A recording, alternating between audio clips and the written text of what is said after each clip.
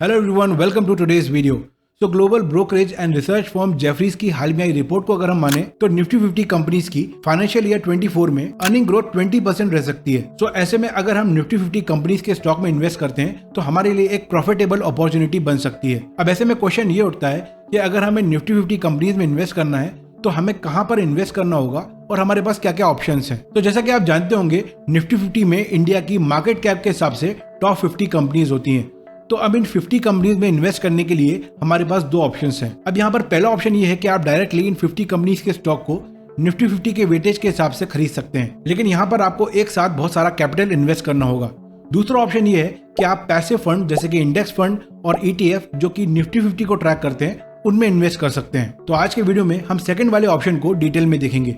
ज्यादातर लोगों को इंडेक्स फंड और एक्सचेंज ट्रेड फंड के बीच में कंफ्यूजन होता है क्योंकि इन दोनों के बीच में काफी सिमिलैरिटीज हैं। तो आज हम इन दोनों के बीच की सिमिलैरिटीज तो देखेंगे ही, साथ में इन दोनों के बीच के डिफरेंसेस को भी समझेंगे और समझने की कोशिश करेंगे कि निफ्टी 50 इंडेक्स फंड में इन्वेस्ट करना ज्यादा बेहतर है या फिर निफ्टी 50 ETF में इन्वेस्ट करना ज्यादा बेहतर है। तो एंड तक बने रहिए और चैनल पर पहली बार आए हैं तो सब्सक्राइब कर लीजिए। सबसे पहले जल्दी से समझ लेते हैं difference between index fund and exchange traded fund. Index fund ऐसे फंड्स होते हैं जो किसी इंडेक्स की परफॉर्मेंस को ट्रैक करते हैं, वहीं पर एक्सचेंज ट्रेडेड फंड भी एक तरह के फंड्स हैं जो किसी इंडेक्स की परफॉर्मेंस को ट्रैक करते हैं। लेकिन इन दोनों के बीच में एक की डिफरेंस है। जैसे कि आप किसी स्पेसिफिक स्टॉक को स्टॉक एक्सचेंजेस में ट्रेड कर सकते हैं, उसी तरीके से एक्सचेंज ट्रेड फंड को भी आप स्टॉक एक्सचेंजेस में ट्रेड कर सकते हैं। इंडेक्स फंड में अगर आप इन्वेस्ट करना चाहते हैं तो वहां पर आपको डीमैट अकाउंट खुलवाना जरूरी नहीं है, लेकिन क्योंकि ETF स्टॉक एक्सचेंजेस में ट्रेड किए जाते हैं इसलिए वहां पर डीमैट अकाउंट खुलवाना कंपलसरी है। डीमैट अकाउंट चार्जेस के अलावा अगर आप ETF में ट्रेडिंग करते हैं तो आपको ट्रेडिंग कॉस्ट भी यहाँ पर ऐड हो जाएगी जब आप बाय या सेल करेंगे, और एवरेज ट्रेडिंग कॉस्ट जो है वो 0.8% की होती है। इंडेक्स फंड में आप ट्रेडिंग नहीं कर सकते, इसीलिए कोई भी ट्रेडिंग कॉस्ट आपको यहाँ पर नहीं लगती है। एक्सपेंस रेशियो की अगर बात करें तो ETF का एक्सपेंस रेशियो इंडेक्स फंड से काफी कम होता है। ETF का एक्सपेंस रेशियो है 0.08% ऑन एवरेज और इंडेक्स फंड का एक्सपेंस रेशियो है 0.2% ऑन एवरेज। अब देखिए, अगर लाइव प्राइस की बात करें तो एक्सचेंज ट्रेड फंड में आप जब इन्वेस्ट करेंगे तो आपको लाइव प्राइस देखने को मिलेगा, लेकिन इंडेक्स फंड में आपको लाइव प्राइस देखने को नहीं मिलता है। अब अगर एक दिन में आपको बाय और सेल करना है तो ETF में आप मल्टीपल टाइम्स ये कर सकते हैं, लेकिन इंडेक्स फंड में आप एक दिन में सिर्फ एक बार ही बाय या सेल कर सकते हैं। Short selling, limit buy order, margin trading ये आप ETF में कर सकते हैं, लेकिन इंडेक्स फंड में नहीं कर सकते। डिविडेंड को लेकर लोगों के मन में बहुत सवाल होता है कि ETF और इंडेक्स फंड में डिविडेंड मिलता है या नहीं मिलता है।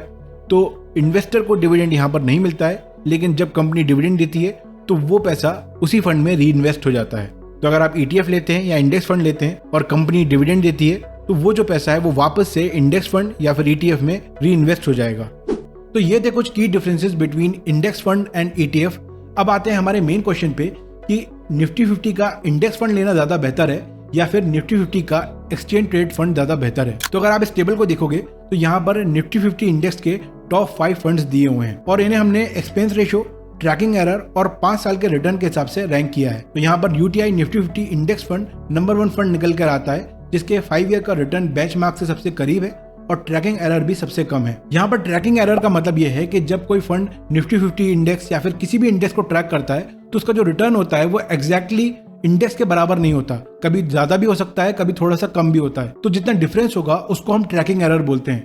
अब ट्रैकिंग एरर जितना कम होगा उतना बेटर है। अब जैसे हमने इंडेक्स फंड को देखा उसी तरीके से एक्सचेंज ट्रेड फंड को चेक कर लेते हैं। ETF में निप्पॉन इंडिया ETF निफ्टी 50 20 यहाँ पर बेस्ट निकल के आ रहा है। इसका expense ratio and tracking error सबसे कम है और इसके रिटर्न्स भी बेंचमार्क से सबसे करीब हैं। अब यहाँ पर हम UTI निफ्टी 50 इंडेक्स फंड और निप्पॉन इंडिया निफ्टी 50 ETF को कंपेयर करेंगे ताकि हमें पता चल सके कि निफ्टी 50 का इंडेक्स फंड बेटर है या फिर ETF बेटर है। इसके लिए हम इनके पास रिटर्न्स को देखेंगे और ट्रैकिंग एरर और एक्सपेंस रेशियो को चेक करेंगे।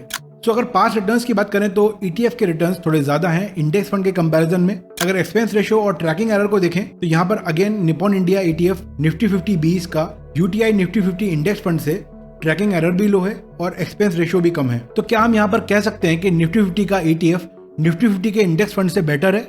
नॉट एग्जैक्टली, क्योंकि ETF एक्सचेंजेस में ट्रेड किए जाते हैं और इसीलिए डीमैट अकाउंट खुलवाना जरूरी होता है।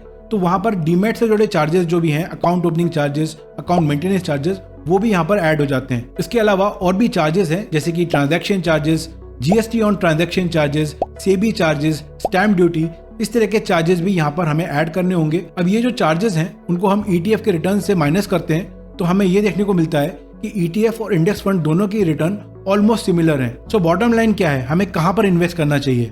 सो अगर आप निफ्टी 50 के उतार चढ़ाव में इन्वेस्ट करना चाहते हैं, बार बार निफ्टी 50 खरीदना चाहते हैं, बार बार बेचना चाहते हैं, यानी कि उसमें ट्रेड करना चाहते हैं, तो ETF आपके लिए बेटर ऑप्शन है।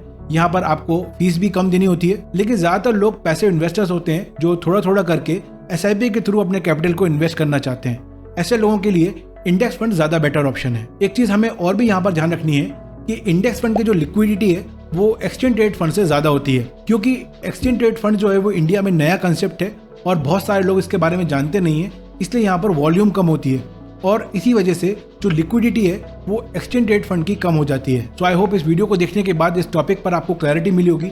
अगर आपको फिर भी कोई सवाल है तो आप कमेंट सेक्शन में मुझसे पूछ सकते हैं। वीडियो अच्छा लगा है तो लाइक कीजिए एंड अपने फ्रेंड्स के साथ शेयर जरूर कीजिए। चैनल पर पहली बार आए तो सब्सक्राइब कर लीजिए एंड बेल आइकन प्रेस कीजिए ताकि आने वाली वीडियोस की अपडेट आपसे मिस ना हो। मैं मिलूंगा आपसे नेक्स्ट वीडियो में। Take care and have a great day.